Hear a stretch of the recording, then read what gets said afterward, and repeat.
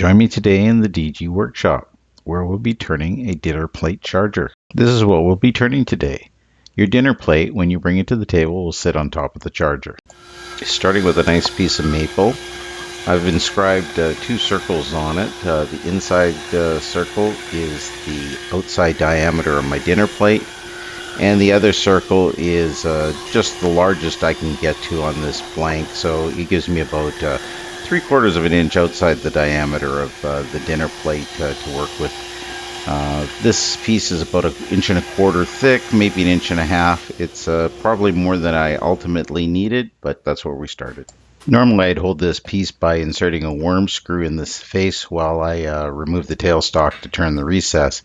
But in this case I'm just going to jam it between the chuck and the tailstock because I have a nifty little tool that'll let me turn the recess without having to remove the tailstock. Here I'm starting the outside shaping of the bowl using a 5/8 diameter gouge and just trimming off the back so there's no sharp edges. Here's that nifty tool I made. It's made out of an old planer blade. It's got a corner cut on it that's 82 degrees, which will allow me to turn that recess I need without getting the tailstock in the way. So I can come in from an angle here and cut away at it and then cut the undercut.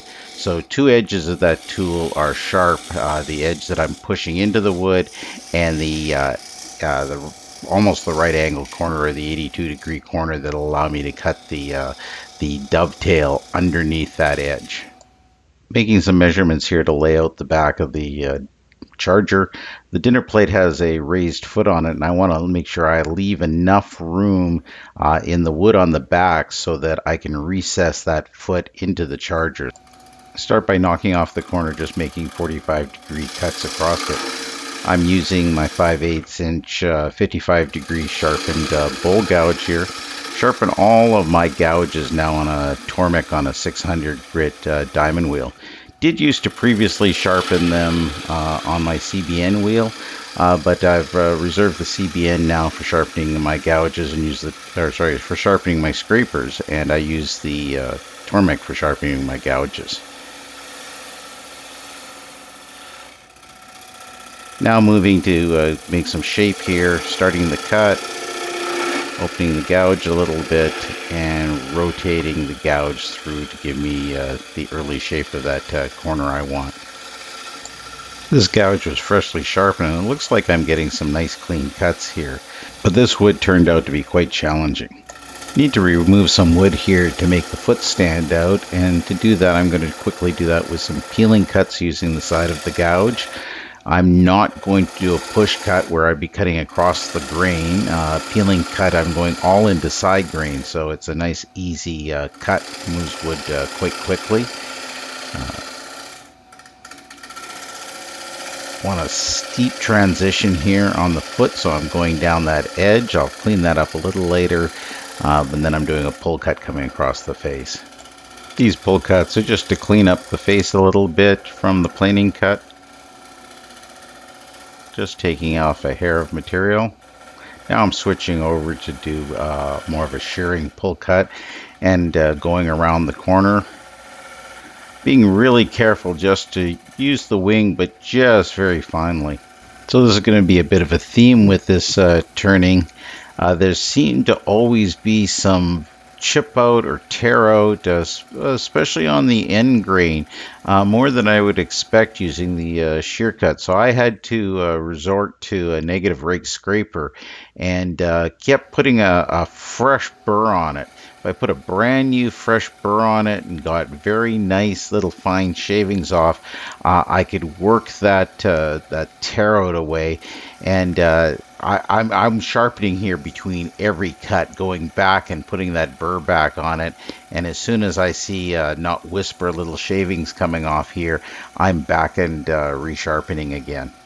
So I'm refining the shape. I'm working on going around the corner. I'm working on pulling that tearout out a little at a time. And I'm also using it as a bit of a shaping tool here, coming back and cleaning up that inside edge. And so that'll definitely take the burr off, but I'll go back and sharpen again. Just back from sharpening, so that part where I used it to change the shape, I'm now cleaning up. making sure I can get it nice and crisp. And this is leaving a really nice surface. By the time this is done, I'm not going to say there's no sanding needed, but it's definitely hugely reduced. And here you can see the tiny little shavings that are coming off. So very light here, just to clean up that surface. Yep, and back to sharpening again. Each time I'm sharpening at to 22.5 degrees. There's two bevels you see there. I initially sharpened the negative rake scraper to 20 degrees, and then I'm putting a 22.5 degrees on the end. Okay, that looks good. Now it's time to flip it over. Now the recess I cut, when I open the jaws here, I've made that recess exactly the right size so that when I open the jaws are apart just enough that my feeler gauge will go between them, so I can always measure right to the center. Here I'm laying out the front now, and I'm putting the shape of the dinner plate on there. So I know I want to turn away inside that. So here I'm just using the wing of the gouge, and I'm rotating the gouge into the face of the work using my hip. And these are a series of peeling cuts again, and that's just to take away the bulk of the wood that I know I'm not going to need. And this is definitely sped up 4 times here. I'm not turning that quickly. Now I'm going to start some push cuts going across. And this is far from getting the final shape, but I'm trying to build up a little bit of muscle memory here, and I want to try to get some clean passes moving through. Each time I'm using a freshly sharpened gouge. Now I was struggling here with some tearout, so I changed over to a 45-degree sharpened gouge. I was hoping this gouge would make a difference in the amount of tearout, but as I stop here to measure, you can see I wasn't just getting some tearout, I was getting some chip out that was occurring. So measuring through here and just seeing what I've got left, realized I hadn't trued up the top edge, so just stop and do that with a few pull cuts here.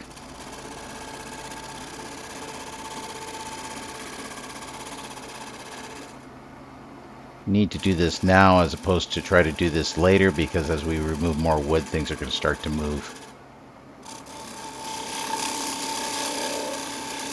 Working on trying to get a clean cut here. Nice sharp gouge.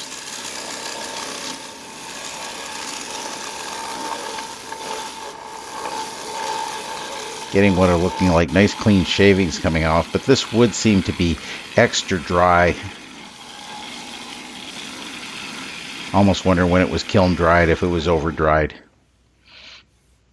And while I'm getting the right shape, I've still got tearout going on here. I've got some tool marks, but I'm still a long way away. So I'm measuring here because I want to check where the foot of my dinner plate's going to go, because I've got to cut a recess for that. It wasn't flat yet in the center, so we need to remove some more.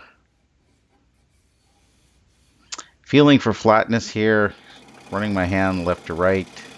Yeah, it still had a bump, so just trying to pick up the cut, come through here.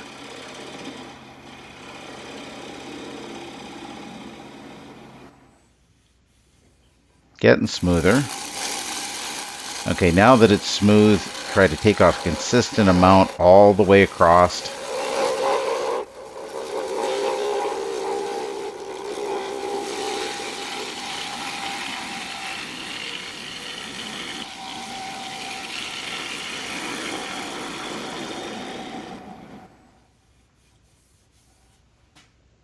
Feeling smoother. You can see that chip out there.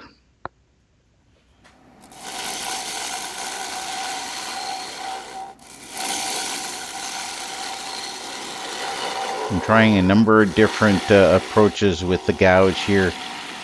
Still have some meat to remove from the platter, but I was hoping I would be able to see less tearout. So working on the shape here. We're not done yet. So we've got lots of opportunity to deal with this tearout, and I'm checking all the different points where my foot of the dinner plate's going to go, how the shape of the back is. So now we're going to lay out where that foot is. And this is where I'm going to need to cut the groove, so I want to mark that out.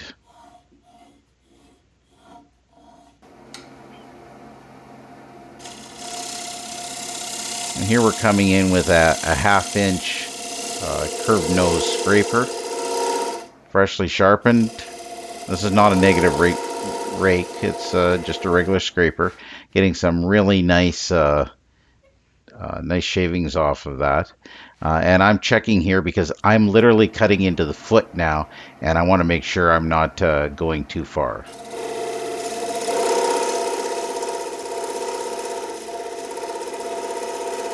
So this is when I laid out the back. I wanted to understand where the back was going to be, so I could cut that recess. Yeah, and here's that extensive chipping I was talking about. So we're going to have to clean that up now. So back to the negative rake scraper here. Again, we're using that burr. We're not using this as a shaping tool. Going to have to go at this slowly and resharpen multiple times to take away that chip out and work my way down. There's a fair bit of material to remove here. So we've sped up this so you didn't have to watch this slow process. And so it's getting better. Sharpen again. And working on the outside there, I'm breaking this down into pieces. I had tear out on the center outside and then the center inside. So we're working through here, and now I'm going to try to remove that tear out in the middle. Enough of it's gone now that I just want to get in here and mark it. I can work towards removing the pencil lines. And I keep resharpening between all sorts of, or each of these cuts that you're seeing.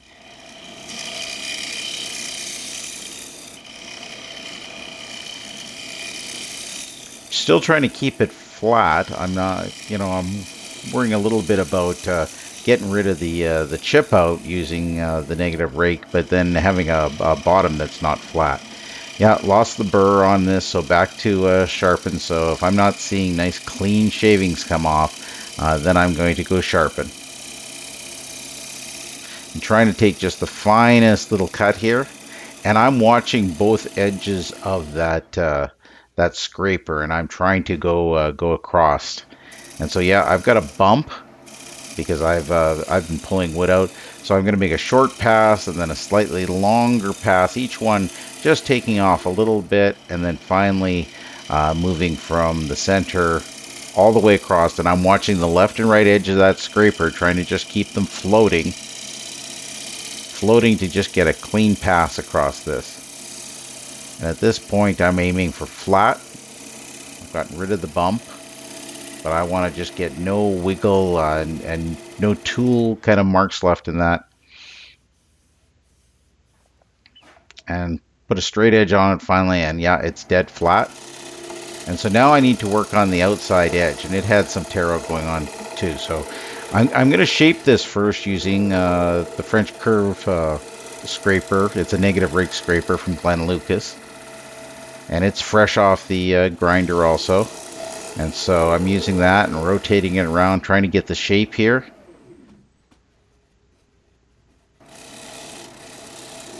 And the outside edge was a little higher than the center because I'd taken the center down a little bit. And so I'm refining that here. And I'm going back and sharpening each time in between here. There's multiple sharpenings happening in here.